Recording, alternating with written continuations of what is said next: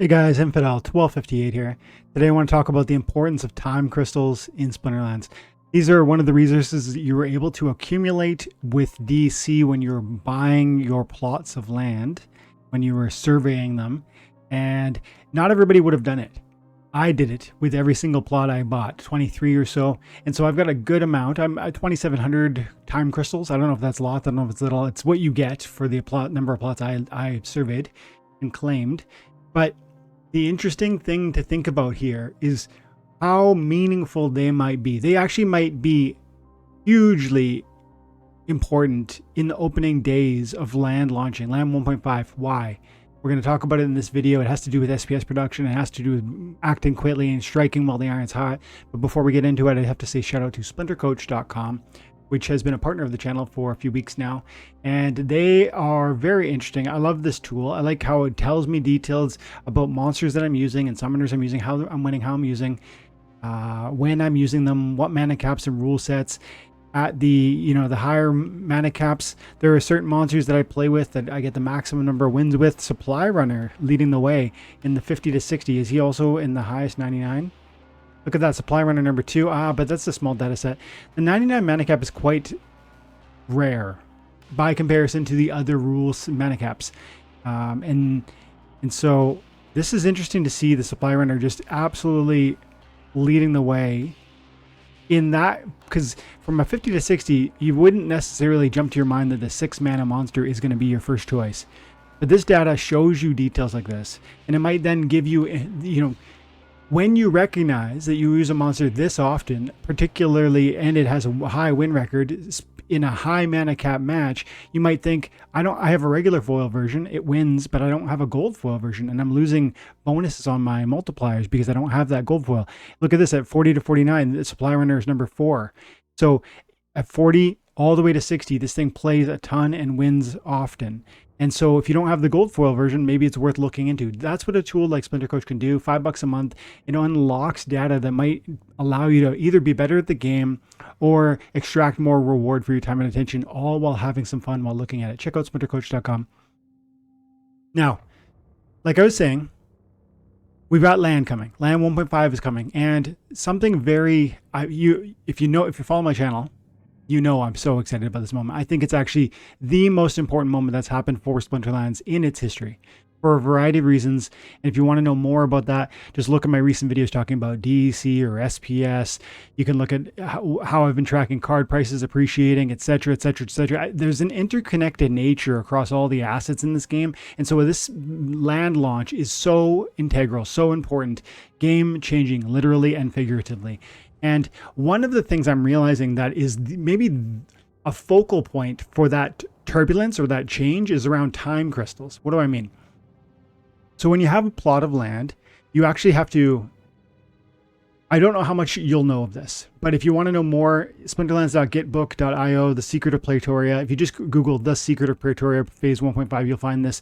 And this detailed breakdown of all of what we need to know or that we currently know about land is here. I scroll down to clearing plots because when you get a plot of land and you open it and you survey it and you claim it and you start working at 1.5 launch happens, you have to recognize that you can't produce anything at first. Before any buildings are built and any production can start, land plots need to first be cleared. I think most people know that. The important thing about that process is that it takes time. As with everything in this game, time and attention, investing time and attention up front, you're going to see rewards on the back end. Land is no different. When you clear the plots, you use, it's a construction project and it requires workers, and those workers need to be fed grain, and grain has a DC cost, or you have to earn it somehow. Or you bought it originally through some of the bonuses that your land plots were able to access when you're claiming and surveying. It's important to know castles and keeps will not need to be cleared, but every other plot does. And the reason this is important is because it means that there's not production on day one. And why is that important in the context of SPS, as I alluded to in the opener? Well, SPS is going to be coming out of land plots. We know because of the recent or not so recent proposal pass that SPS is going to be paid no longer to just people who own lands, but actually to people who have surveyed and claimed and activated and are farming their land. So that's really pivotal, because it means that we no longer have 150,000 plots that are subdividing the SPS payouts, and it's something like 200,000 SPS daily that's paid out across land right now, which amounts to like a little over 1 SPS per activated plot. And right now, let me read you some numbers. First, I need to paint you a picture. Not all plots of land are even surveyed or claimed. Most of them are, and that's how you're getting your SPS. 125,000, let's say, are being surveyed and claimed, and they're getting the subdivision of 200,000 SPS a day. That's rough. Those are rough numbers. And when we move away from that process and we say, now you have to actively farm your land in order to extract SPS, the question is, first, who's going to clear their land? Who's going to make the efforts? We've heard people talking. I've spoken. I think probably around 25% of the plots of land will be activated. If you imagine it's as low as 10%, which I've also speculated, maybe it could be as low as 10%, but I think if it is, it'll rapidly grow up to 25, even up to 40% plots activated because of things like land surfing, as well as people seeing how many multiplied, the fact that your resources and your gains are being multiplied because there's so few people actually active, it'll draw new people in. So it might be 10% land plots activated at first, growing rapidly all the way up to 4 out of 10 every 10 plots. And this is important because if you think about how few plots of land are actually going to be receiving SPS, 1, it's got to be active land. 2, it's got to be cleared. 3, it's got to be actually producing SPS, because different land plots can produce SPS, and other land plots can produce grain, and other land plots can produce the work towards the secret of Praetoria, etc. And so it's reasonable to listen to these numbers. If we have 150,000 plots in total, but only 125,000 are surveyed and claimed, and then 10% of those are activated on day 1, that's about 12,500 total active plots that are actually potentially could farm SPS. But then of those plots of land, is it going to be 33% of those are farming SPS? I don't know. That's a reason. Maybe it's a reasonable guess. Maybe it's more because people want SPS. Maybe it's less because people need grain. Grain's gonna be so important. Don't sleep on grain, guys. But people obviously like SPS. So I'm thinking, if you said 12,000 plots are going to be activated, and that's, I think, absolute minimum. But let's just use it. And then a third of those are searching for SPS. That's 4,000 plots of land are seeking SPS. That's 50. Even if they were all activated on day 1, which they can't be, they won't be, because time crystals are required, because clearing the lands are required, but if they were, you're talking 50 SPS per day, because 100,000 SPS divided by 4,000 plots is 50 SPS per day per plot, which is a lot of SPS, man. It's like 45x what we're currently getting, right? It's something like that. And it's a huge multiplier. So this is why I said earlier, if we get 10 plots, one plot out of every 100 plots, one plot out of every 10 plots that's activated at the beginning, you're going to see this sort of reward, and people are going to come racing in as fast as they can, buying time crystals in DEC, getting cards off the market to activate their plots of land. This is part of why I'm so confident DEC returns to beg. I'm so confident SPS spikes. I'm so confident SPS starts getting burnt for DEC, and then that drives liquidity pools, and the whole thing being interconnected, like I started the conversation with, means that we're going to see this crazy bull market. That's what I'm expecting. And it's not just with land 1.5, but it's with land 1.6 and all that. When we get up to land 2.0 and we start seeing land surfing and the 50 different liquidity pools, et cetera, et cetera, et cetera. And then there's also SPS is being staked into soul keep players. There's just a million different angles here, and it's all interconnected. But let's say, I think modestly, we get to a place where 4,000 plots of land are activated and searching for SPS. They're getting 50 a day, man. That's no joke. 50 SPS a day per plot of land is no joke. And that is based on every one of those plots of land that is actively searching for SPS being done with what? Being actually done with their clearing of plots. And this is a process that you have to grind through. And you actually have a chart here in front of you that'll tell you how much PP is required. The higher the rarity of the land plots, the magical occupied plots will require more PP to clear. PP is your production power. It's the card quality as well as some of the multipliers you put on your land. That means titles that you might stake onto your land, or Rooney, or totems, etc. And so the better the cards, the better the other staking elements, the more PP you get. Therefore, the faster theoretically that you can grind through the total PP required to clear off your common land. Your common land is going to require, and common natural is going to require 1.5 million. And as you can see, a legendary occupied is going to require 18 million. Here's the thing. This will take, in some instances, okay, so we're talking a long time. If you put just, it's going to be hard to put 50,000 production power onto a plot of land. I was watching Aftersound Virus and Darkest Night do a video yesterday, August 3rd, and it was a great video, 2-hour video. Go watch it. You have to watch it. It's so important. So many great topics in there. Here's the thing that I take away from it. It's far more demanding than you think to get the PP that you need. We're talking max level gold foil legendaries, multiple of them. You're talking, I think it's 2,500. Yeah, 2,500 PP per BCX of gold foil legendary.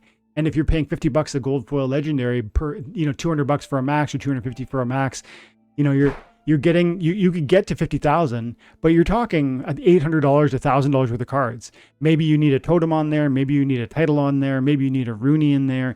Like we're talking $1,500 worth of assets into a plot of land, not to mention the DC that you're going to need to stake into that land to even, put them there, plus the grain you need to pay for.